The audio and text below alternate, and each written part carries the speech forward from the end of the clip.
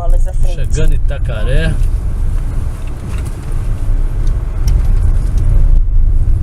Precisamente 900 quilômetros a rodar.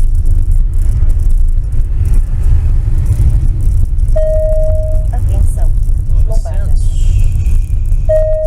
Atenção, lombada. Atenção, quebra-molas à frente. Deixa eu ver as contas aqui.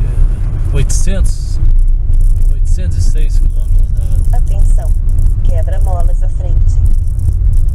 Agora descobri onde é que é a pousada. Atenção, quebra-molas à frente. Mudou muito aqui. Mudou, né? A última vez nós viemos aqui era tudo de Atenção. terra. Lombada. Era tudo de terra. Foi o que? 2004. Nós viemos aqui. 10 anos. Exatamente 10 anos. Atenção, lombada.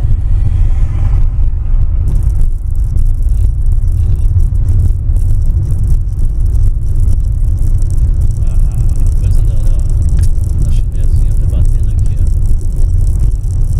Carregador da chinesinha.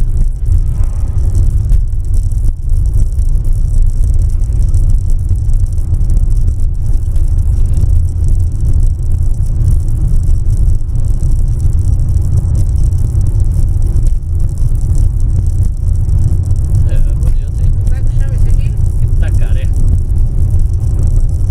Nós estamos chegando sem sol.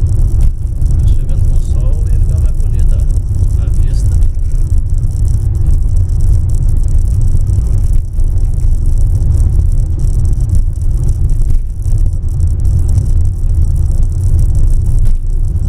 É, de Maceió aqui deu Praia das Conchas, Praia Francesa, um pedacinho de chão, viu?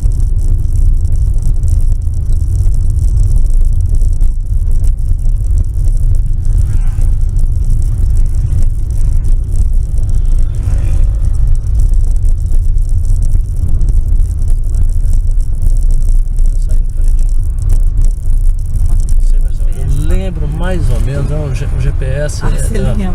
Eu lembro mais ou menos. Ah, tá. Mudou tudo, né?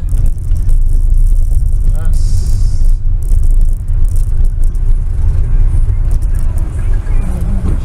A Anitta tá que canta aí no carrinho da menina.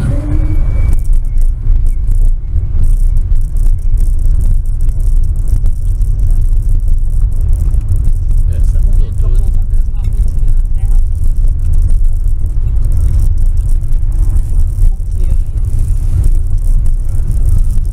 A 300 metros, virar a direita na rua Rui Barbosa e chegar a Itacaré.